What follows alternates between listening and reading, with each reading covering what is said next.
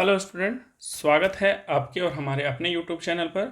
आज हम लोग त्रिभुज का दूसरा पार्ट लॉन्ग क्वेश्चन में चलेंगे, है ना। पहला जो हम लोग कल बनाए थे वो हमारा ये वाला क्वेश्चन है, और लंबा वीडियो होने के कारण तो हमारा इसी में 24-25 मिनट ले लिया था, तो हम लोग कल इसी को यहाँ रोक दिए थे। तो आज हम लोग क्या करेंगे, नेक्स्ट क्वेश्चन चलेंगे और आज देखते हैं यहाँ तक हम लोग कितने क्वेश्चन तक हम लोग पहुँच पाते हैं, है ना। चलिए आज का क्वेश्चन क्या है, शुरुआत करते हैं। क्वेश्चन क्या है कि डी इज पैरेलल ए सी है और डी एफ पैरेलल ए सी ए ई है, यानी डी एफ ए पैरेलल किसके साथ है, डी ई, सॉरी एक सेकंड, ये वाला नहीं है, डी ई है ना, तो डी ई पैरेलल है ए सी के साथ, ठीक है, यानी ए वाला, ठीक है। तो जब ये दोनों पैरेलल होंगे तो समान अनुपात में कौन कौन बटेगा, बी डी और डी ए, बी ई और ई सी, ठीक है। और अगर डी एफ है, डी एफ पैरेलल होगा ए ई के साथ, तो इसमें कौन बटेगा, बी डी बटे डी ए और बी एफ बटे एफ ई। क्लियर है, आप लोग समझ गए होंगे मैं क्या कहना चाह रहा हूँ। चलिए ठीक है, अब हम लोग शुरुआत करते हैं।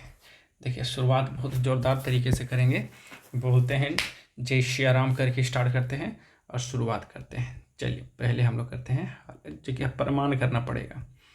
प्रमाण, सबसे पहले प्रमाण करने से पहले जब आप क्वेश्चन बनाते हैं ना, तो वहाँ पर लिखना होगा पहले हम लोगों को कि दिया है ना, दिया है। ये आप लोग जब भी क्वेश्चन बनाते हैं तो जो क्वेश्चन में दिया होगा वही आपको यहाँ पर लिखना होता है, ठीक है।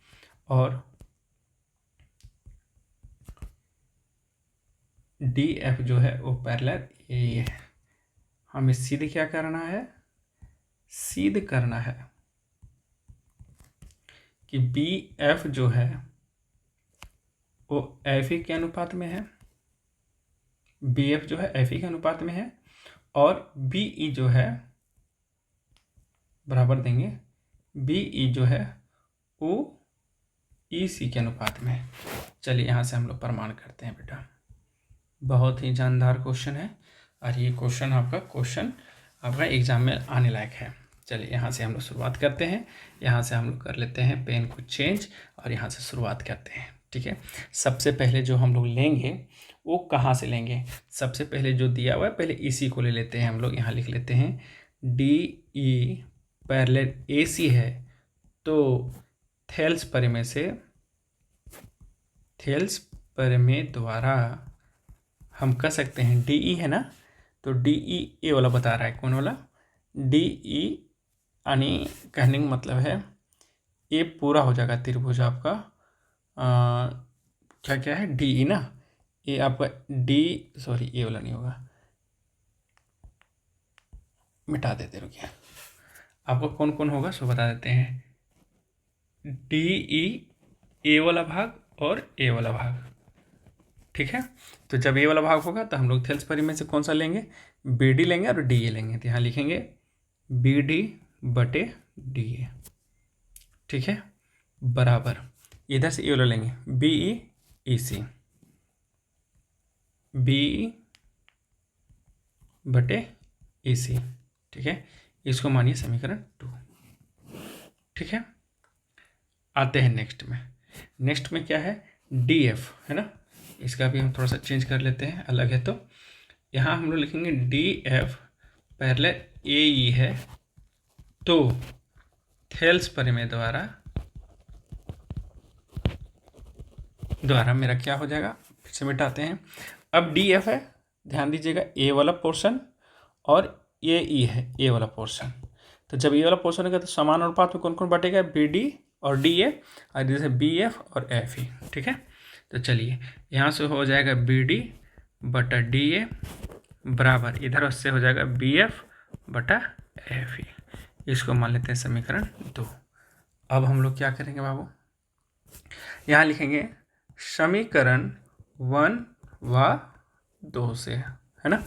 तो समीकरण 1 व 2 से हम लोग क्या करेंगे कि बी डी डी ए ये दोनों कट जाएगा, बचेगा मेरे पास क्या है यहाँ पर, बी ई बचेगा बटे ई सी बचेगा बराबर बी एफ बचेगा और यहाँ एफ ही बचेगा। ठीक है, हम इसको ऐसे भी लिख सकते हैं बी एफ बटे एफ ई बराबर बी ई बटे ई सी। ठीक है, हिंस प्रूफ्ड। ठीक है, आई होप कि आपको समझ में आ गया होगा। ठीक है, चलते हैं नेक्स्ट क्वेश्चन की ओर। नेक्स्ट क्वेश्चन में क्या है मेरे पास, आप इसको ध्यान से देखिएगा थोड़ा सा। ये आपका क्वेश्चन पूछा जा चुका है और एक क्वेश्चन जो है बहुत ही ज़्यादा हार्ड नहीं है, बहुत ही सिंपल है और ये बहुत ही शॉर्ट फॉर्म में बनेगा। देखिएगा कैसे बनता है ये वाला, है ना।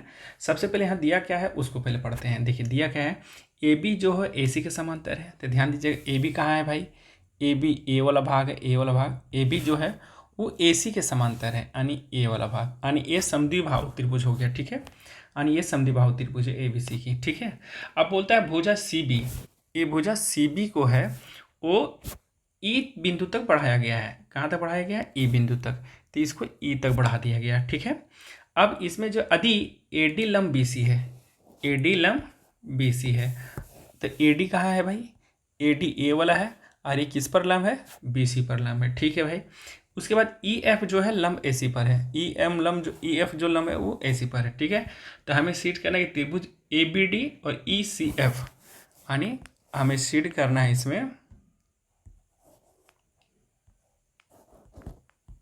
इसको मिटा देते हैं, हमें सिद्ध करना है ए बी डी, है ना। तो ए बी डी ए वाला पोर्शन, ए वाला पोर्शन हमें सिद्ध करना है कि ए बी डी जो है वो ई सी एफ के बराबर होगा, यानी ए वाला पोर्शन के बराबर होगा। ठीक है, तो बहुत ही सरल है, देखिएगा हम लोग इसको कैसे बनाते हैं, बहुत ही सिंपल है। देखिएगा यहाँ पे जो दिया है उसको लिखते हैं, परंपरा है ये, लिख लेते हैं ए बी जो है वो ए सी के बराबर है। ठीक है, पहला जो दिया है। दूसरा में क्या दिया है, ए वाला ए डी जो है वो लंब बी सी पर है और ई एफ जो है वो लंब ए सी पर है। ये पहले ही आपको हम बता दिए। हमें सिद्ध करना है, सिद्ध करना क्या है, सिद्ध करना है कि त्रिभुज ए बी डी समरूप होगा त्रिभुज ई सी एफ। अब समरूप करने के लिए भी आप लोगों को हम बता दिए, समरूप करने के लिए नियम क्या है, A S A S S S, ये 4 नियम है। 4 नियम से ये दोनों त्रिभुज को हम लोग प्रूफ कर सकते हैं। तो चलते हैं अब हम लोग यहाँ पर प्रमाण करते हैं, लिखेंगे प्रमाण। ठीक है, सबसे पहले हम लोग देखेंगे किसको प्रमाण करेंगे, हम लोग ये दोनों त्रिभुज को। तो हम लोग देखेंगे ध्यान दीजिएगा कि इस त्रिभुज में ध्यान दीजिएगा ए बी जो है, ए बी है वो ई सी के बराबर है, ए बी जो है वो किसके बराबर है, ए सी के बराबर है। ठीक है, ए बी जो है वो बराबर किसके साथ है, ए सी के बराबर है। ठीक है, कौन बी जो है वो कौन सी के बराबर है, यानी देखिएगा ये इस त्रिभुज में कौन बी आ रहा है और इस भी त्रिभुज में सी आ रहा है। तो ये दोनों समबाहु त्रिभुज, समद्विबाहु त्रिभुज, समद्विबाहु त्रिभुज के आमने सामने की कौन क्या होती है, बराबर। तो कौन बी बराबर कौन सी, तो कौन बी बराबर कौन सी होगा। ठीक है, अब ध्यान दीजिएगा कि इसमें क्या होगा मेरा, कि एक कोण यहाँ मिला, एक भुजा यहाँ मिला, तो हम एक काम करते हैं, एक और कोण यहाँ पर खोज देते हैं। एक कोण मेरे पास क्या बन जाएगा, इस त्रिभुज में डी बनेगा और इस त्रिभुज में एफ, यानी कोण डी बराबर कोण एफ बन जाएगा। बनेगा या नहीं बनेगा, ठीक है, बन जाएगा। तो हम कह सकते हैं कि ये जो फॉर्मेट है ये मेरा किसके द्वारा प्रूफ होगा, कि हम यह कह सकते हैं कि यह साइड एंगल समरूपता कसौटी से त्रिभुज ए बी डी समरूप हुआ किसके साथ, ई सी एफ के साथ। ठीक है, प्रूफ्ड। ठीक है, इस तरह से हम लोग इसको बना सकते हैं। एक और भी विधि है, आप ऐसे भी कर सकते हैं। एक और भी विधि है, जैसे आप यहाँ पर समझिएगा कि अगर ये त्रिभुज है, इसके बराबर ए है, तो यहाँ पर एक त्रिभुज आपका ऐसे खींचा गया, तो इस भुजा के बराबर एक भुजा मिल गया मेरे पास, ठीक है। यहाँ पर एक लंब है, ठीक है, तो यहाँ पर भी आपका एक लंब है, तो ई भुजा बराबर ई भी भुजा कर सकते हैं आप, है ना। तो यानी भुजा भुजा हो गया और एक कोण हो गया, यानी साइड एंगल साइड से भी आप इसको प्रूफ कर सकते हैं, ठीक है। चलिए चलते हैं नेक्स्ट क्वेश्चन पर। अब इसको भी आप यहाँ पर लिखना भी पूछ रहे हैं, डी बराबर सी एफ, ये क्या है आपका 90 डिग्री है, इसको लिख देना था। चलिए आइए नेक्स्ट क्वेश्चन पर। क्या क्वेश्चन बोलता है कि एक त्रिभुज, ठीक है, ए बी सी की भुजा ए बी, है ना, ए बी और ए सी तथा मध्यिका ए डी। अब ध्यान दीजिएगा, एक त्रिभुज ए बी सी की भुजा ए बी और ए सी, मध्यिका इतना है, एक अन्य त्रिभुज की भुजा है पी क्यू। यानी इसका मतलब है कि यहाँ पर कितनी भुजाएं बोली जा रही है, दो भुजा बोली जा रही है, दो त्रिभुज बोली जा रही है। अब सॉरी, इसको हटा देते हैं, दो त्रिभुज, थोड़ा सा कलर चेंज कर देते हैं इसका। चलिए, दो त्रिभुज बोला जा रहा है भाई, तो दो त्रिभुज हम लोग बना लेते हैं, ठीक है। ए बना लिए दो त्रिभुज, ठीक है। एक त्रिभुज का क्या नाम बोला गया, ए बी सी, हम लिख देते हैं ए बी सी। एक त्रिभुज का क्या नाम रखा गया, पी क्यू आर। क्या यहाँ पी क्यू आर ही होगा, क्योंकि पी क्यू और पी आर है, यानी यहाँ पर पी क्यू आर है, ठीक है। यहाँ बोला गया ए बी सी की भुजा ए बी और ए सी, ए बी और ए सी की मध्यिका ए डी है, यानी एक इसमें मध्यिका भी खींचनी होगी, है ना। तो मध्यिका भी यहाँ पर खींच देते हैं, जब इसमें मध्यिका खिंचाएगा तो इसमें भी मध्यिका खिंचाएगा, ठीक है। मध्यिका हम खींच दिए, ठीक है, और इसका ए डी है मध्यिका, ठीक है। और यहाँ पर भी है क्या, पी क्यू और पी आर तथा मध्यिका पी एम है, यानी ये मध्यिका यहाँ पर पी एम हो जाएगा, है ना। क्रमशः समानुपात है, दर्शाइए ये। अच्छा ठीक है, अब वो समझ में आ गया, कोई दिक्कत नहीं भाई। चलते हैं, इस क्वेश्चन को हम लोग आगे बनाते हैं। यहाँ पहले हम लोग को जो दिया है उसको लिखते हैं। जो दिया है वो क्या दिया हुआ है, दिया है कि एक त्रिभुज ए बी सी में, है ना, ए बी और ए सी, ए बी और ए सी की माध्यिका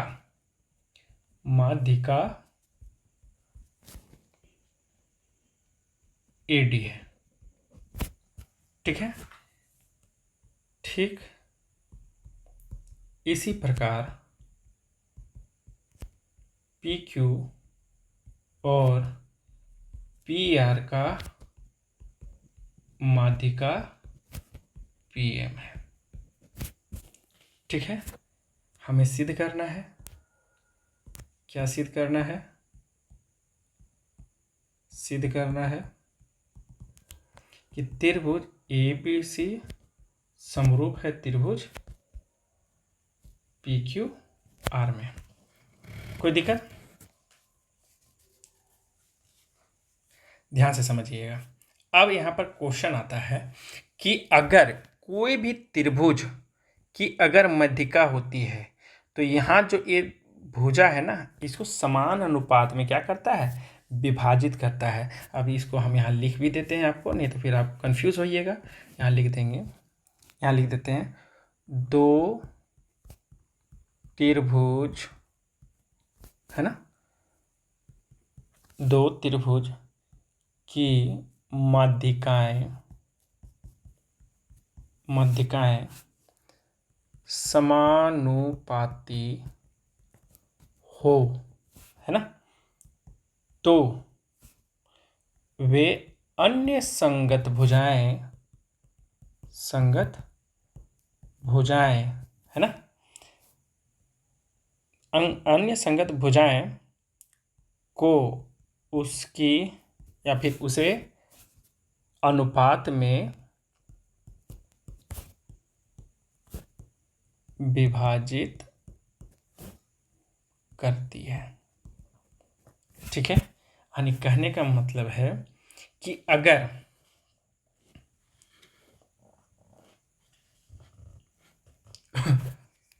ध्यान दीजिएगा कि अगर मान लेते हैं कि यहाँ पर अगर ए डी है तो ये पी एम होगा, ठीक है, और ए समानुपात में विभाजित कर रही है, यानी बी डी बराबर क्यू एम और डी सी बराबर एम आर। ठीक है, ये आप लोग क्लियर हो गए। ठीक है, तो हम इसको यहीं पर लिख देते हैं डायरेक्ट, यहाँ हम लोग करते हैं प्रमाण। ठीक है, और इसको लिखते हैं, चूंकि ए डी जो है वो पी एम के अनुपात में होगा और बी डी जो है वो आपका क्यू एम के अनुपात में होगा, बराबर डी सी जो है वो आपका एम आर के अनुपात में होगा। या फिर हम लोग ए बोल सकते हैं कि यहाँ पर ई बोल सकते हैं कि जो बी डी है वो बराबर डी सी के बराबर होगा, है ना। और यहाँ पर हम बोल सकते हैं क्यू एम जो है वो एम आर के बराबर होगा, क्योंकि क्या है, समान विभाजित कर रहा है। तो हम इसको ऐसे भी लिख सकते हैं कि यहाँ पर जो, एक सेकेंड, ए डी कहाँ है, हम ध्यान दीजिएगा, हम इसको ऐसे भी लिख सकते हैं कि बी डी जो है वो क्यू एम के बराबर है ना। बी डी जो है वो क्यू एम के बराबर है, तो बी डी को हम लिख सकते हैं 2BD बटे 2QM। ठीक है, तो जब ये 2PM थी लिखेंगे तो ये देखिए, लिखने का मतलब क्या है, पहले ये समझ लीजिए। अगर हम यहाँ बी डी समानुपात संगत भुजा अनुपात क्या किया, QM किए, तो अगर हम इसको, क्योंकि यहाँ बराबर है, तो बी डी को हम 2BD लिखेंगे तो यहाँ पर डी सी भी आ जाएगा, और दोनों को अगर लिखेंगे तो यहाँ पर ये क्या आ जाएगा, बन जाएगा BC बन जाएगा। तो ये बन जाएगा मेरा BC बटा QR। ठीक है, इसका कैलकुलेशन भी लिख देते हैं, क्योंकि ये 2BD बराबर हो जाएगा BC, यानी 2BD मिल करके, यानी 2BD यहाँ पर लिख देंगे, 1BD प्लस BD, और ये BD का मतलब हो जाएगा तुम्हारा क्या, ये DC। क्यों, क्योंकि यहाँ लिख दिए हैं BD बराबर DC। ठीक है, ये क्लियर, यहाँ तक आप कंफ्यूज नहीं होइएगा। ठीक है, थोड़ा सा यहाँ समझना था आपको। चलिए ठीक है, आते हैं, अब यहाँ पर पेज भर चुका है, तो इसको हम क्या करते हैं, थोड़ा सा इसको पेज ले लेते हैं हम यहाँ, एक सेकेंड, पेज यहाँ से हम उठा लेते हैं।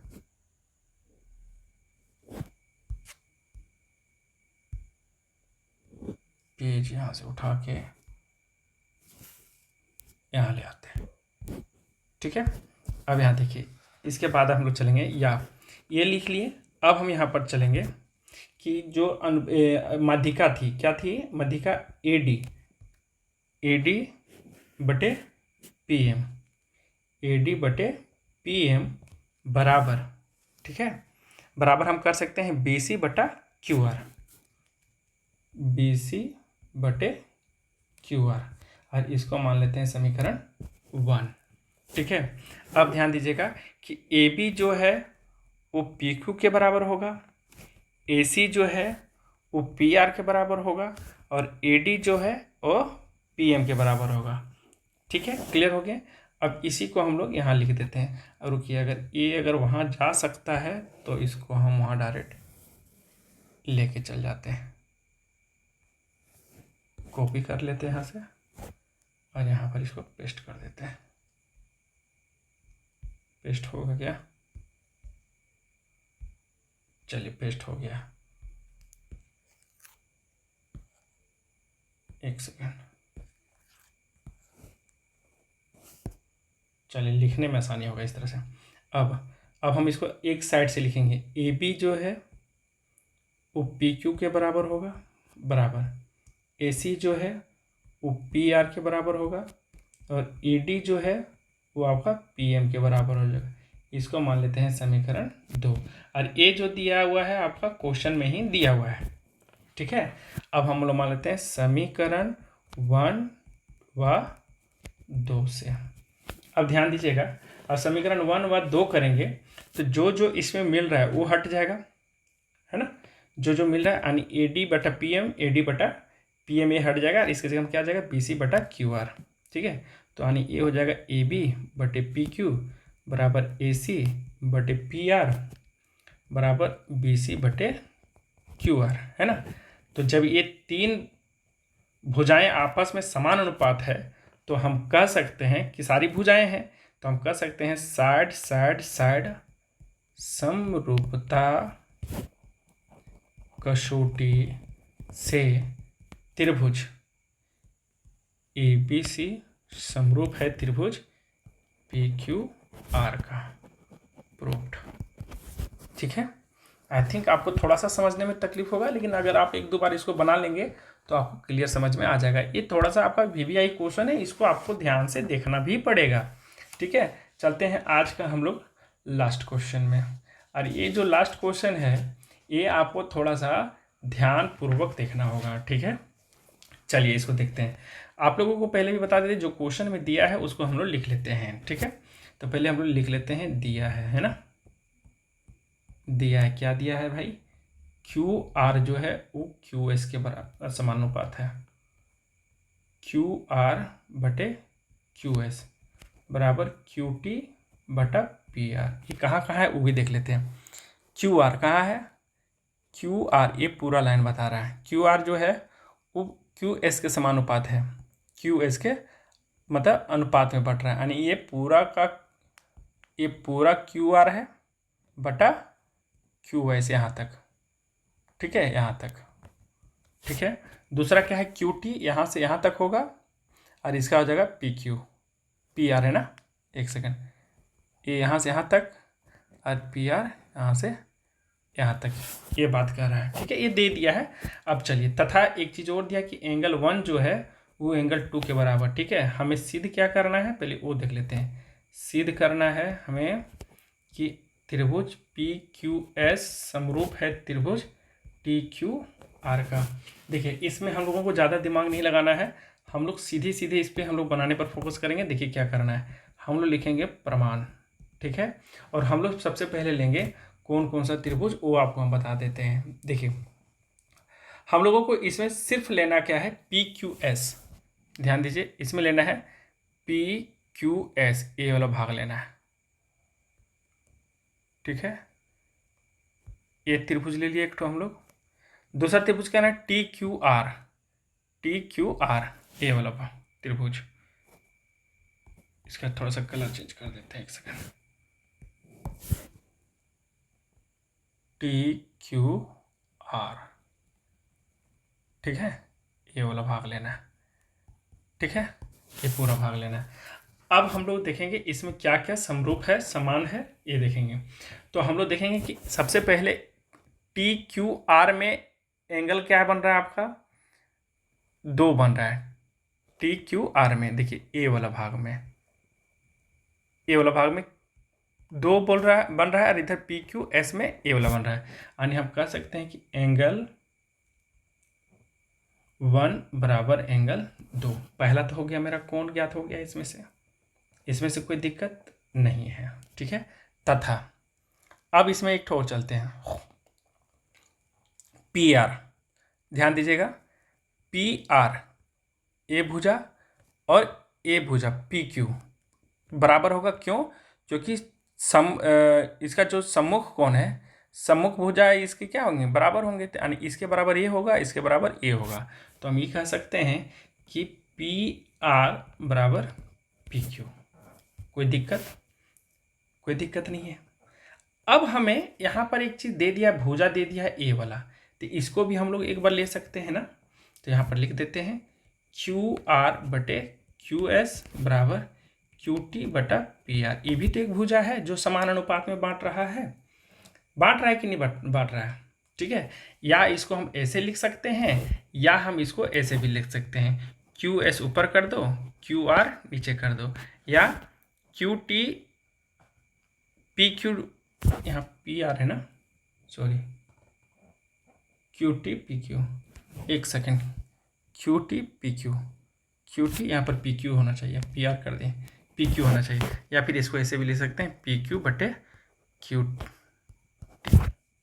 ठीक है, ऐसे भी हम लोग लिख सकते हैं, जिसमें से आप देखिएगा कि यह एंगल जो यहाँ पर एक तो Q है वो PQS में भी आ रहा है और PQR में भी आ रहा है, दोनों में QQ आ रहा है।